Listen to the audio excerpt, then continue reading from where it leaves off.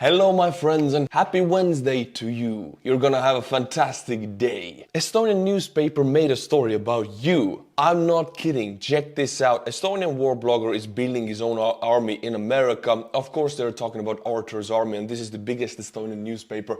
Link is in the description below. Go and read it please. You can just right click, translate to English and then you can have it. It's usually in Estonian but translate it, read it. Because it's about you, my friends, and what you have done throughout the past 5 fundraisers for Ukraine. Thank you for doing it. Thank you for amazing 2023. This is the summary of it. Go and check it out. But now, my friends, I want to illustrate Oleshki. That is the sister settlement of Kherson over the Dnipro River and occupied by the Russians. And it's one of the few areas where Ukrainians have a full kamikaze drone superiority. What it means that these cheap 700 USD costing kamikaze drones that can take out a tank with 2 hits are flying day and night. Some of them have thermal capabilities and they are hunting Russians or anything that moves across the river. Let's watch a Russian report on it. This is a Russian car driving in Oleshki, the road of death again. This is what they call it because if you drive on this road, you will get hit with a kamikaze drone. A kamikaze drone is on the ground here, to the right side. Boom, I think it's this one. Look at this. I think it might be this one. There it is. Another car. This one is still smoking, as you can see. So it's less than 24 hours old. It was just taken out and it will lay there for eternity if it's not cleaned up. Boom. Stuff like that. Civilian vehicles. Armed forces of Ukraine use them. Everything. Ladas, Nissans, Toyotas. They use everything they have. And Russians use them. And they're very choosy for kamikaze drones. It's almost an overkill. Lada 2109. A foreign car on the demarcation line. We can see this one right here. This is not smoking anymore. It's an older one, but destroyed by a kamikaze drone again. There it is. Another car. This one is slightly... No, it doesn't seem like it's smoking. Again, an older one. But the point is, all of this is done by Ukrainian kamikaze drones. This road is littered with targets. It's burning and boom, we have actually a smoking car again. So already 2 or 3 smoking cars. So very fresh targets here. Everything is taken out. Boom, can you see? That is a Ukrainian FPV drone as we speak. He films it and he sees it just flying by. Just casually like, oh look, Ukrainian FPV drone. I wonder what it's doing there. Ukrainian kamikaze drone. My God. What are the odds, eh? This one has just been blown up. I remember these trailers, or however you call them, they're really small and they were used in Soviet times. We don't have them anymore in Estonia, but I remember them. Just driving along. he got hit with a kamikaze drone while he was filming all the comrades getting hit with kamikaze drones. Just kamikaze drone got me. Just like that. Boom. Just now. Windows are broken. This one is smoking. It's a lot, I think. I don't know what it is. As you can see, so many of them. And he got hit immediately. This proves the point. Superior kamikaze superiority. He got me after all.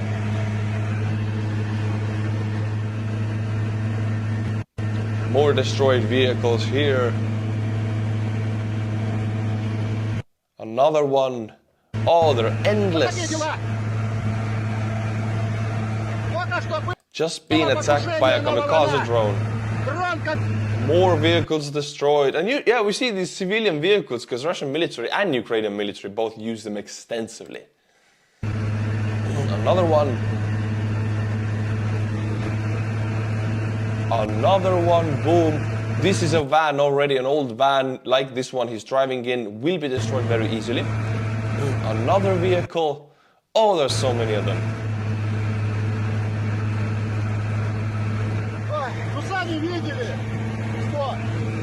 You saw yourself what's happening to us. Another one. And my friends, these very same kamikaze drones that were striking these vehicles you saw in this video and struck this very vehicle, you have provided them to SBU Alpha in November. I brought 50 of those in January. I'm gonna bring another 30 to 50. You guys have bought them. And there are Artur's army drones hunting the enemy as we speak. My friends, Ukrainians have once again struck Belgorod with the drones. Zelensky and SBU has said at the end of 2023 that from now on, the unpunishment of Russia after missile attacks is over. Now Ukraine is able to strike back, and they will strike back. And first there was this publication of the announcement that if you attack us again with missiles, we will attack Belgorod and other settlements on the bordering oblasts. Then Russians attacked on 29th with the biggest attack of the year almost, and Ukraine retaliated to Belgorod on December 30th. And now Russia attacked again at the beginning of year, and with 10 Kinzhal missiles. Yes, the Kinzhal, the Wunderwaffe the Russians supposedly have. They attacked Kiev with those, with 10 missiles, and the Patriots shot them all down. But again, as promised, Ukraine retaliated once again to Belgorod on the 2nd of January. So Belgorod is getting hit, and the bordering oblasts to Ukraine are getting hit. So if Putin decides to further terrorize the Ukrainian people, he knows that he will be condemning his own people to death. Last attack was today actually, and unfortunately 5 Ukrainian civilian casualties. Russia attacked with 11 Kinzhal missiles, which were all destroyed by Patriot actually. And let's watch a video of it. Check this out, my friend. This is a Russian Kinzhal missile, demilitarized or knocked out cold by a Patriot up in the air, and boom, look what it's doing. It's going swimming in the Dnipro River in Kiev. Bada boom! Wanted to take a little swim. I always wanted to swim in Dnipro River. I've been 5 times to Kiev, never swam in it because people telling me that it's dirty. Don't go. Well, I'm gonna go one day. I'm gonna take the risk. I wanna go like this missile.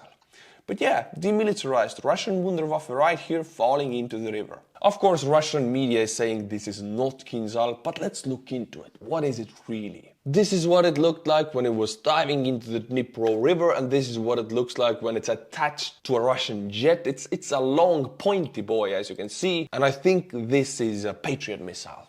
Correct me if I'm wrong. So Russians are saying this is a Patriot missile that fell into the river. I'm saying this is a Kinzhal missile.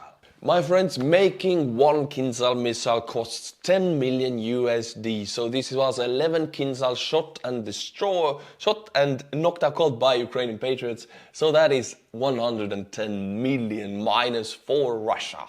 But now I will read you a short thread from Jan Kalberg, PhD, because it perfectly summarizes why the Western countries who deploy Patriot defense systems gain very much from Ukraine using these Patriots to destroy Russian Kinzhal missiles. See, Patron's accuracy is connected to Patron's experience shooting down Kinzhal missiles. The more it does it, the more it can do it more accurately. So they actually need live experience. I'll read it to you.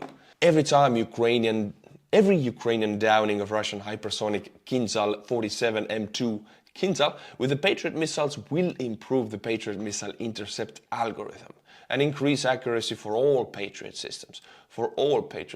So that means the Patriots in Germany and Poland also win from the Patriot system in Ukraine, destroying the Russian Kinzhal. A benefit for the United States, the rest of NATO, and other Patriot air defense users. The same goes for any Russian aircraft that is shot down. Data quality is high because it is live tested. It is not a desk job or theoretical calculation. This is data from a successful intercept. The value of the data is really high as it can kick the success rate in the long run from, let's say, 85% to 99% against the type of target. So if Russia in a continued war launches 20 low-yield tactical nukes using 47 Kinzhals against NATO targets with improved data, likely no missile makes it to the target. So if there is a nuclear war, then Kinzhal is a carrier of nuclear warheads for Russia, and a Patriot is learning right now from 85% accuracy to go to 99% accuracy, which it's doing. They can destroy all the nuclear warheads. Easy. I know it's not easy like that. I'm just, it's good. It's good. Listen to this. If the data had been unimproved, 3 nuclear missiles would have made it through the air defense and detonated. And if we're talking about nuclear Kinzhal missiles, this is very important if 1, 2, 3 or none of the nuclear warheads reach the target. So it is paramount that Ukraine gets more Patriots and they get to practice. Therefore, providing Ukraine with Patriot missiles is an investment in any provider's defense and gives high defense return of interest as the improved algorithm upgrades its existing systems. I love it. Thank you, Jan Kalberg, for giving this information. This again shows that every weapon tested in Ukraine, every Western weapon gains immensely from it because it can be improved then. Because every weapon needs to be improved. No weapon is perfect. So the West should be very eager to send more weapons to Ukraine. My friends, connected to the Ukrainian retaliation against Russian terror attacks, Ukrainian retaliation to Belgorod and other bordering oblasts, I want to guide your attentions to titles. How different YouTube channels and media outlets are showing the titles. For example, look at this. Russia retaliates with missile strikes. Ukraine downs 87 drone as Russia retaliates. The thing is, some of the titles say Russia retaliates. No, Ukraine retaliates. Russia commits a terror act, a terror strike against civilians, and Ukraine retaliates. If you say that Russia retaliates, you're saying that Ukraine is the terror state. So if there is a title that Russia retaliates, you can already say that this journalist is pro-Russia, pro-Putin, does not see the attack on Ukrainian people and against Kiev as a terror strike. So this is why titles and titling is so important. The wording says it all. CNN says Russia retaliates against Ukraine after 24 killed in a border city. This says a lot about CNN to me. My friends, here we see Ukrainian children in a sports camp in Lvov. They have to sleep like that every night for the past week because Russia has been striking Lvov also with missiles. So this is the reality. So showing you the pictures and videos of the reality of living under this terror strike. I would want to retaliate against that. My friends, the Ministry of Defense of Russia just announced the deployment of new Yastreb AB artillery reconnaissance complex, which cost about 200 or 250 million USD. One of the newest, baddest, most expensive Russian electronic warfare systems, and very dangerous for Ukrainians because this baby right here, if you shoot at it using artillery, it can track the artillery projectile back to the starting point and locate the artillery pieces exactly by 10 meters. So it's a very dangerous system for Ukrainians and it's a very effective system for Russians. As you can see, 250 million. It was just deployed today. The Russian Ministry of Defense announced its deployment today and they're very proud because this is another electronic warfare wunderwaffe they have. Well, a little surprise for you, it was knocked out cold by HIMARS and I cannot show you the explosions, I'm sorry, but boom, it's destroyed. On the first day, it took 12 hours for Ukrainians to locate it, destroy it. HIMARS sent a present. That's the system, my friends, and Russia deploys the newest Yastreb AV system to war against Ukraine. This is on the 2nd of January, so yesterday they deployed it. They're very proud about it. Units of the Russian invasion forces were equipped with a 1K148 Yastreb counter-battery radar system. The Russian Ministry of Defense reported that the system entered service with artillery units deployed on the territory of Ukraine. Along with the Zoopark system, Yastreb is detecting artillery firing positions. A very necessary capability for any army in the world right now. The characteristics of the Yastreb counter-battery radar system were not publicized. The system's model was demonstrated at the Army 22 forum. This is what it looks like, a green puppy. This is the location where it was destroyed. You see, this is Kherson city, this is Oleshki, and it was the Russian occupied bank of the Dnipro River, about 30 kilometers from the Dnipro River. Knocked out cold, bada bim, bada boom, sent to sleep with the fishes. And also, it is amazing that the complex was knocked out cold, 250 million, boom, $250 million was gone, poof. But the crewman survived. In the video he's running away. So how the hell is this a Superman from Russia? I don't know. And as you can see, my friends, they just put out a propaganda note in the morning. Sputnik says Russian armed forces received new Yastreb artillery reconnaissance system. And I click on it and boom, the web page. I cannot go in Estonia here because it's a Russian page. But they just announced that they're very proud about it. And it's demilitarized. Hello, I'm from the government and I'm here to help. Hi, Mars. And now the detective is talking to Putin here, I'll read it to you. Is this so-called military superpower in the room with us now?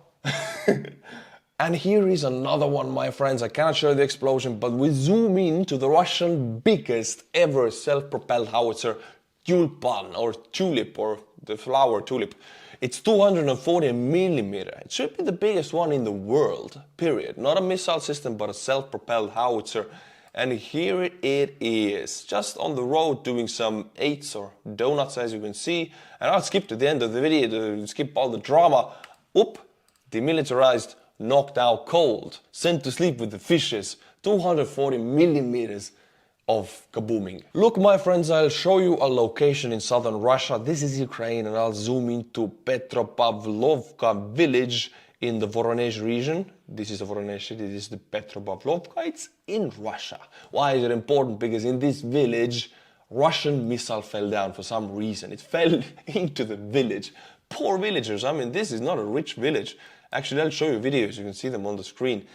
Not rich villages at all. And now the few houses that they have are also destroyed.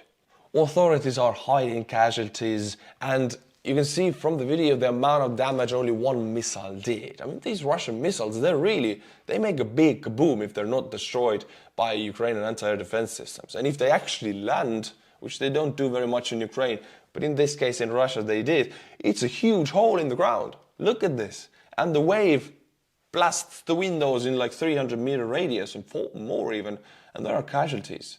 This is blue on blue. My friends, and at the end of the video, I want to help out my friend, fellow NAFO supporter, who I'm supposed to go to Ukraine in January with, Noel. I'm using his material also a lot. He does another fundraiser for NAFO 69 Sniffing Brigade, and the last one was really successful. He wants to do 25k, right now 17 is gathered, so if you want to donate, I can vouch for this fundraiser. Link is in the description below.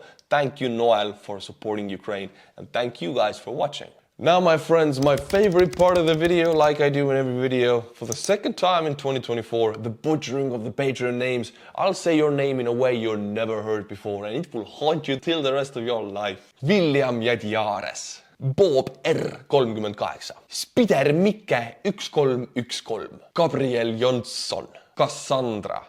Thank you to these 5 people, tier 10 or above, or sergeant tier, and I'll be butchering your name to oblivion. Until my next update, my friends, which will be tomorrow, Slava Ukraini, and bye-bye.